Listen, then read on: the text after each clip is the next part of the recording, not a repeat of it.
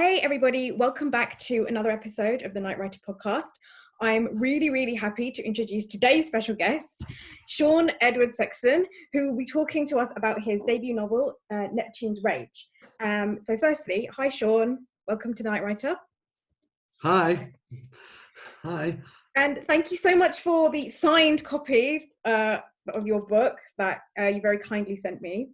Oh, it's my pleasure. If you're watching on our YouTube channel, I'm literally like holding it up right now. So I really want to just like get into this and just know what was your inspiration behind. Firstly, just tell us what the book is about, and then your inspiration behind it. The book's about Stephen Owens, who grew up in early 1700s Liverpool in extreme poverty. He was very industrious, though, became a fisherman, but was pressed into indentured servitude by his parents' debts. Hated that, jumped ship, found his way into piracy, and had a successful career at it. What was your inspiration behind this? I think it was twofold. One was to tell a seafaring action-adventure story. Yeah. The other was to really try to correct some of the misconceptions about pirates and the way they behaved and why they behaved the way they did. Yeah, I definitely felt that, because when I especially like just know what I know so far about pirates and reading your book, there seems to be, I kind of think of them as, you know, how we look at like the mob or gangsters today. Like there's a hierarchy, there's a lot of respect within the group, and you vote for your captain. It's very democratic. It's like the system. Right. Which you don't usually think. I think a lot of people have this misconception that pirates are all these, you know, they're just swashbuckling, they're careless, they do whatever, which, you know, they do, but there's so much more layers to them. There are, and they were very forward thinking. They were very democratic, for starters. Yeah. For example, any African escaped slave was welcome to join their crew. Many had women on their crew. Yeah. And those people had an equal voice. So it wasn't always the captain that dictated what the ship did. The crew would often vote, and Africans and women had the right to vote and received equal pay based on the share of the bounty they got. Yeah, they were very, which was not at their time. Well, it doesn't even happen now. No, exactly. And you've covered 30 years of, yeah, pretty much. Yeah, from 1700 to 1730. And that was when the golden age of piracy was. Right. Because I was, you know, I don't proclaim to be like an expert, but I was fascinated by Blackbeard years ago. So I was just researching about him and all of that area, and all the kind of pirates that were around, and they had really like dark personalities and really like, I think a lot, and that was the other thing I tried to show, that the main character wasn't really a dark person, even though he could have been. Yeah. I think what I really tried to show, and this is why I put it in the first person, was to show that what he was thinking all the time. Yeah. As if he were writing in his journal, rather than having a supreme narrator tell the story. It was easier for me to get in my character's head that way. Yeah, I felt like that. I felt like I was reading a journal of his experiences, like he's there on the ship just writing like a log. That's how I definitely felt that reading it. I'm glad you did, because that's exactly what I wanted to convey. How much time did it take you to write the book? The writing was in two steps. First, there was a lot of research. Yeah. I took what I knew and then either verified what I knew or found other things out. All the pirates he interacts with, like Charles Vane, Blackbeard, Benjamin Hornigold, the two most famous women pirates, Anne Bonny and Mary Read. I did a lot of research into what they were like on ships to bring that out. I did my best not to fictionalize anybody, except of course conversations. Yeah. So was it about, you said you wrote it during lockdown, was it all of last year? It took 3 months to research and about 8 or 9 months to write the first copy, and then another 2 months or so of editing. Oh yeah, well, editing. Oh, hate editing. I'm always really fascinated to, like, when I'm interviewing writers and authors, to just find out what their writing process is. Like, how many hours a day can you sit and write? Just I think that depends. For me, it was where I was in the story. yeah. If I was at a really fun part to write in the story, I lost track of time and I can't even tell you. But I know it was between lunch and well after average dinner time. And other Sorry. days, Oh, sorry. No, carry on. Carry on. sorry, No, carry on. Carry on. and other and other days it was just a mere 300 words. I always try to write a minimum of 300 words a day when working on a project like this, because it's easy to fall out of the habit of writing, at least for me. Yeah. I also found that, like, for me as well, writing during lockdown was harder, and trying to get back into the swing of things. Did you find that as well? I actually found it easier. I Okay. wasn't burnt out from a day job. Yeah. And and for me, my mind was going to mush if if I didn't have something to focus on. There was only so many books I could read, so much television I could watch before I started not, I had to have a creative outlet. And I found it in this. And do you write, so because it goes obviously time from like years, but did you write it just chronologically from beginning to end, or did you sometimes skip bits and write one chapter I wrote it as best I could. I wrote it chronologically, beginning to end. If I thought of something or heard something that, say, happened in 1724, for example, but I was only writing on 1715, I would make a note of it and then go back, but I wouldn't stop writing what I was writing just to fit that in. Yeah. If that makes any sense. Yeah, no, I was going to say, obviously, like, we cover such a 30 years, and obviously history just changed a lot in then. So yeah, how did you manage to keep track on all of that? Did you have a chart? I did have a timeline. I had a timeline of when, as best I could, and as most of the research I could find was, I had a timeline for each of the actual pirates. Yeah. Mainly where they were at certain points. That to me was very important. I wasn't going to put Blackbeard in the Caribbean if he was choking out the Carolina coast, for example. Yeah. So I had a note on a timeline that between the time he was in North Carolina, that I wouldn't put him accidentally. Oh, I'm so sorry. That I would put him accidentally in the Caribbean. I really wanted it to be historically as possible accurate. And your research process, what kind of research did you do? I mean, was it books and documents? I did a lot of book research. There's a lot written about Daniel Defoe was the main source. I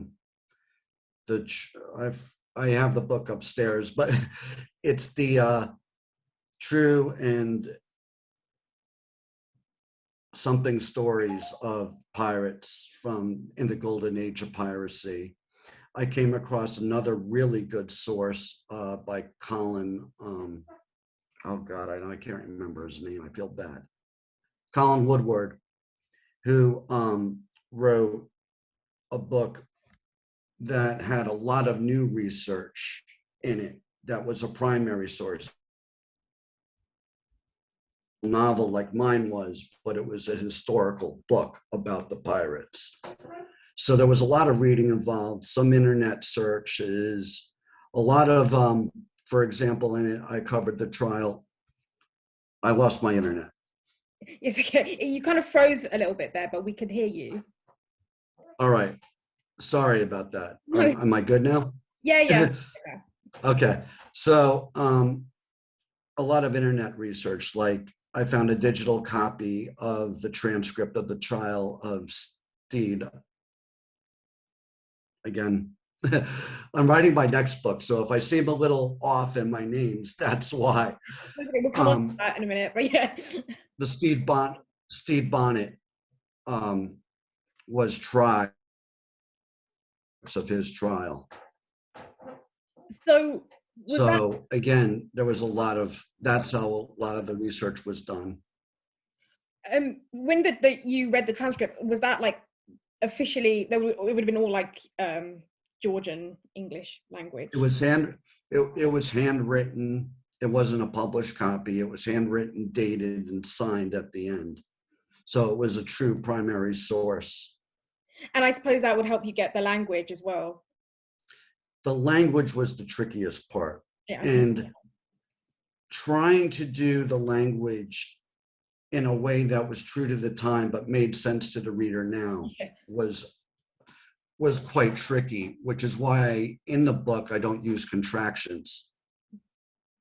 The only one time I used it was the few times I used the word ain't. But mostly contractions were not used until much later in literature, until the early 1800s. The only time they were used at that point were by poets to keep the meter of the sonnets in rhythm so they wouldn't have too many syllables.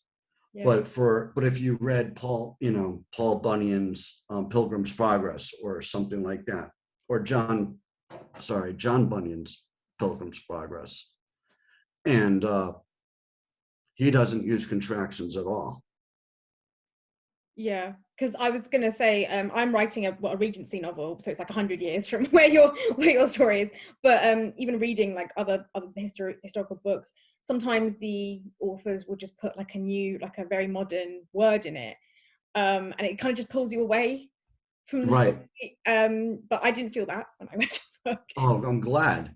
I'm really glad. Do you like practice writing out the language before you get back into it? Like talk to yourself? Or... I read it out. I would read it out loud, especially when there was a lengthy conversation going. I wanted to make sure the conversation flowed. Yeah. I wanted to make sure that the responses were timed well, using punctuation, timing well with the response of the previous line. Yeah. If that makes sense. But as far as having a conscience thing in my head about the language, I think my biggest point was when I was reading out loud, is the modern reader going to be able to understand this, or am I going to lose them like somebody reading Chaucer's The Miller Tale? Yeah. It's okay, you're good. You had me gripped throughout the whole thing. Don't worry. So how did you feel by sort of self-publishing it? Was it quite intimidating, like scary? It was out of frustration. I actually tried to go the traditional route, finding an agent who would market me to a publisher, who would get me a publicist. But after about 45 rejections, I decided that I would look into self-publishing. And then the biggest trap was not to fall into the vanity publishing, where you actually have to pay to have your book published. Okay, this is part of what Kindle offers, right? There are like different packages. Kindle is a free, I publish through Kindle Direct Publishing, which is a free platform. You get an ISBN number automatically registered, and for the United States, a Library of Congress number automatically registered. So you're protected in both. And in the UK, as soon as you write something, it becomes your own intellectual property. You're not required to have a copyright certification here, but you'd be a fool not to do it. Yeah. Because they pretty much do all those things for you. They do. They give you, and plus what you do have to pay for through them is marketing. Yeah. But the way I figured it was, I'm going to do most of what I can for free, test the results for a year. So I'm still in that process, then decide what's worth paying for, what doesn't. Yeah. And what about the cover design here? Oh, the cover. The cover with the sword through the skull and the crown on top is the way I described the fictional Jolly Roger for Stephen's ship, the Neptune's Rage, which is what the book's named for. The cover I designed myself just using Microsoft Paint. I can't draw for anything, so it was simple as that. I mean, I had an image in my head what I wanted it to look like. I didn't want to do, even though it's seafaring, I wanted to set it apart a little bit from other seafaring books where there's a ship in a storm, ship at sea with waves, ship at sunset. I wanted to do something fairly original with the cover and with the means that I could do it without infringing on a copyright. Yeah.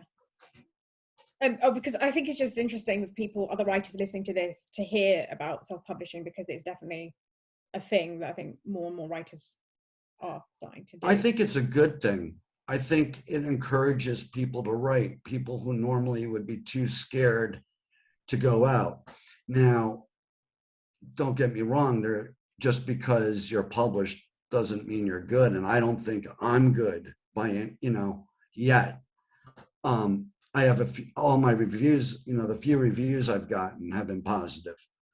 But I think the hardest thing about it is you got to put your ego aside and know your book is out there amongst millions of other books. Yeah. Especially in the self-publishing world, that you're not going to have a blockbuster your first time out, and it could take 5 years before you even see a healthy royalty check. Yeah, that is the realism of the situation. But at least you can hold a copy of your book, which is what I was going to ask you. How did it feel when you held the? That felt amazing. Yeah, I can imagine. When you get your first author's copy and you can show it to somebody and you can take it, I've had 2 book signings now that have gone very well. So it's been, that to me is rewarding enough. If I make money from this, beautiful. But I think what I really enjoy is seeing my words written and being read, as much as I would enjoy to be able to make it a full-time living. But again, any writer starting out has to be realistic that they're not going to be Stephen King off the bat. Yeah. And even Stephen King off the bat was not Stephen King as we know him now. Yeah. Because I signed up to Amazon Kindle and I published like a short story on one of Kindle shorts. So it was literally 7 pages, but they took it as a short. So it wasn't published because it's too short for that. But I got it on Kindle. It's officially on Kindle, and just seeing that on there in that Kindle format, like my work, it was yeah. It is an exhilarating feeling, absolutely. But then I guess the thing is, when you edit yourself, you have to go over it with a fine-tooth comb to make sure that no. Oh, and that is one of the nice things about Kindle, is that when I got my first author's copy, I read it, I was so excited. I opened it right up and read it, and I found errors in it. For example, I brought a dead fictional character to life, things like that. So I had to change the name of that character, change his appearance. And I was able to do that, re-upload and reprint the book. Fortunately, nobody had bought it yet, so nobody noticed. You still have the original copy? Sorry? You still have? Yeah, I have all the copies of I have every version that I've edited so far. What you have in your hand there is the third. The third. Third and final. Good. So you mentioned also at the end here that you are working on some sequels. Yes. I wanted to take either obscure or misunderstood bits of history and put them into a fictional, and have this family be involved in them. So the book I'm writing on now is about, at the end of that book, the main character has a daughter, and I'm really challenging myself with this one. I am writing it from a woman's perspective, number one. Yeah. Number two, the incident that I'm writing about, there is a long gap between the setting is around the War of Jensen's Ear, which probably not many people have heard of. It happened in the Caribbean. It was at a time when the Spanish were boarding British ships to make sure they weren't smuggling anything into the Spanish colonies illegally, mainly slaves that they were going to get, and the Spanish wouldn't get a profit from. So a Spanish captain boarded a ship, a British merchant ship. The merchant ship's captain objected. A sword fight broke out. The British captain lost his ear. Nothing happens for 8 years until Britain finally decides that it was an aggrieved attack and we should declare war on Spain yet again. Yeah. So to have that kind of gap and try to fit it into the war itself lasted 9 years, but the whole thing covers 17 years, and to write it from a female perspective is going to be a daunting task. I've already thrown away like 6 starts in the book. That's a start, though. Starting for me is always, I always find it hard as a writer that starting is the biggest challenge to it. Once I'm a chapter in, once I have a prologue or the first chapter, I'm good to go. Yeah. But it's getting that prologue or first chapter to make sense. Oh yeah, and I know, because I talk to loads of writers about this. I'm just fascinated to know everyone's opinion. But do you find it hard to not edit as you go along, especially the beginning? Actually, I don't mind editing as I go along.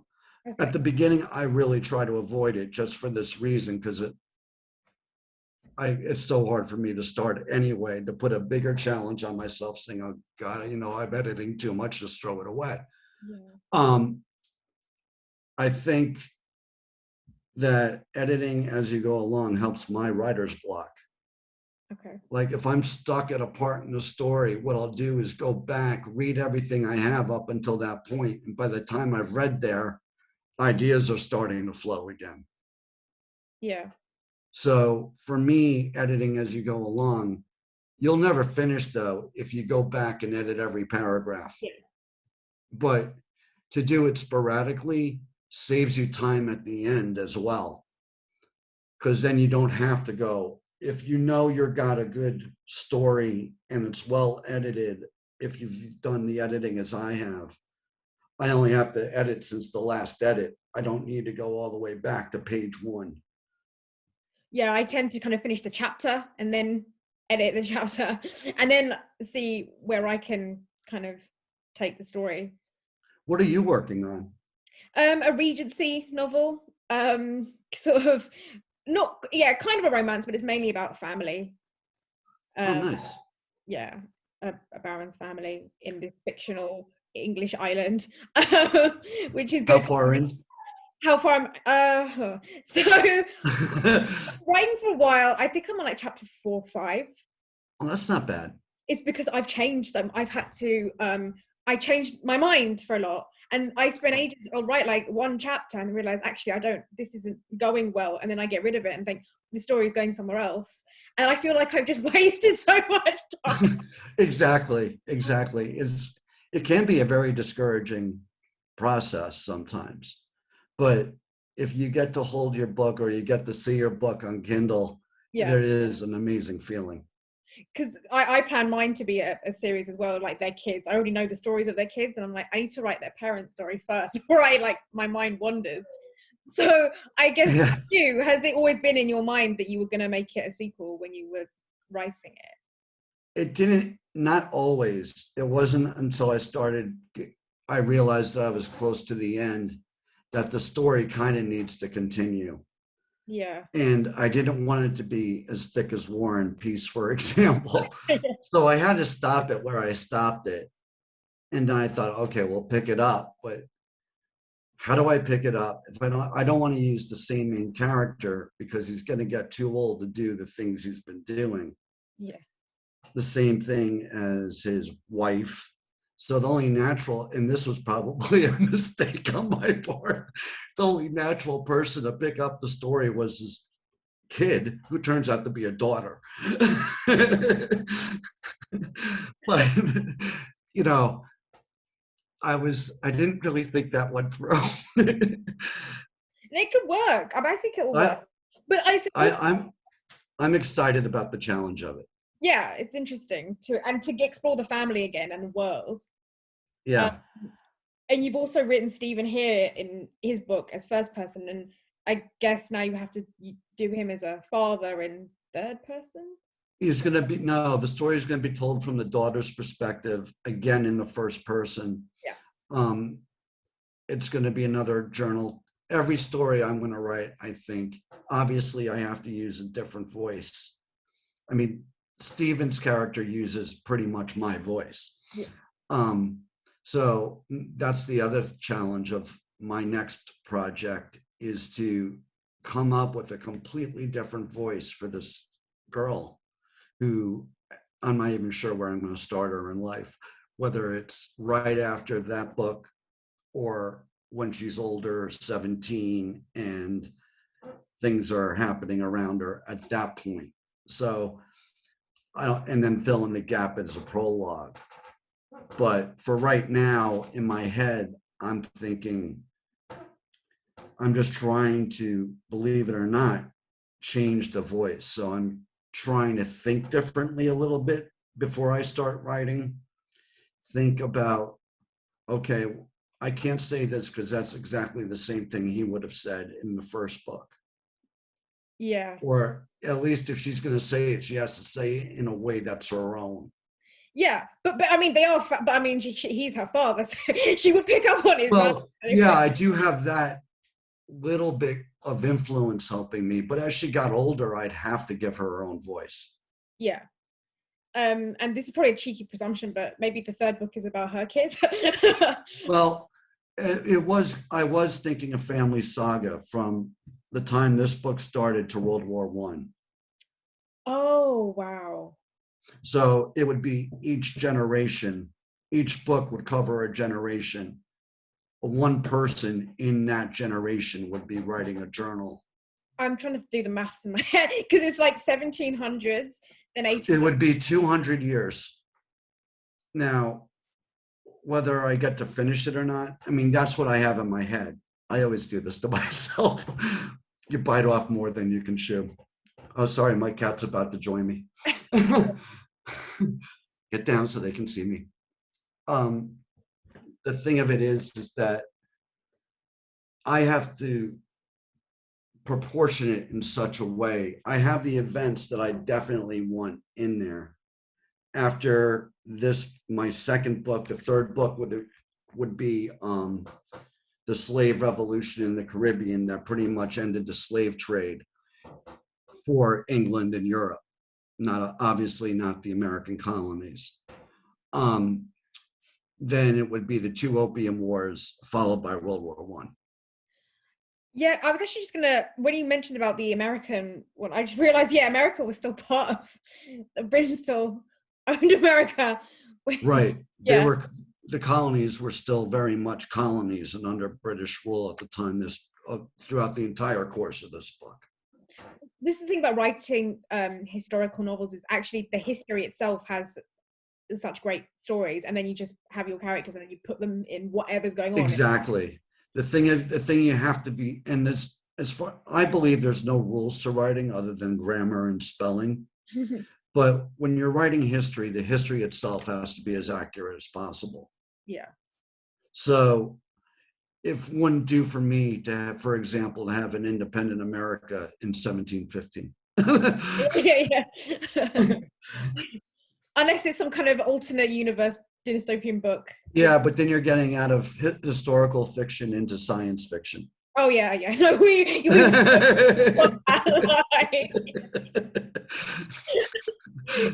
because then before you know it, it's going to be like a time traveling ship, and then Right. like I could throw Doctor Who in there if I wanted. yeah. I was actually gonna, while we're actually on that subject, have you like, do you know, are you familiar with any of the Assassin's Creed franchise? Yes. Because I was gonna say, I was really like reminded by I think the Black Flag. I actually, while I was writing it, somebody told me and told a friend of mine that I was writing it. He told me about Assassin's Creed Black Flag. I mean, even just watching, I think the story on YouTube is quite fascinating, and they have like the sea shanties, which I like downloaded. Yeah, I did a lot of listening to sea shanties too. That also helped me get into the culture, especially the stories they were telling, Yeah. like what some of the not the torturous punishments, but if somebody needed 50 lashings, but they didn't want to, the captain was lenient, what else would they be done? So they'd be dragged in a long boat with just shirtless, and they'd be burning to a crisp in the Caribbean sun, things like that. Did you listen to any of them while you were actually writing, or did you like peace and quiet when you write? Generally I like peace and quiet, but when I was done writing for the day, I would definitely listen to them while I was doing other things. My wife was working during lockdown, so it was on me to clean the house and make dinner and stuff like that. So while I was doing those chores, sea shanties were going nonstop. I have an entire Spotify playlist of nothing but sea shanties. Me too. I honestly, I love that stuff. I don't know, it's just something really relaxing about it, and it's just something not like normal modern day music. It's like proper ancient music. And it does make the work go faster and easier, especially when you're doing, washing up. When you're doing mundane tasks, and like they were on the ships. That's why they started singing them. Yeah, exactly. That's why they were doing them in the first place, is to go scrubbing the deck or fixing the boat. Yeah. Right. But the two, I reference a couple of them, I think. I wanted to make sure if I was going to include a sea shanty that it was actually written in that time and not by sailors after. And finally, what do you hope people can take away from the book? Two things. First, that they get a very good understanding that pirates were not always the psychotic, stupid idiots that Hollywood made them out to be, especially in the Errol Flynn era. They spoke their own language. Whatever language they grew up speaking, that was the language they spoke. So they didn't make up the yar and all that stuff. The other thing I want people to get from my book is just to be entertained. I really hope that they find it an entertaining story. It is an entertaining story. Do you have any I'll put the links actually in the description below for your thank you page. Yes, it's available on Amazon, and I have my own website, SeanEdwardSexton.com. Are you on social media as well? You can follow me on Facebook, Sean Sexton. You can follow me on Instagram or Twitter as well. Thank you so much. Thank you, Christine. It's been wonderful chatting with you.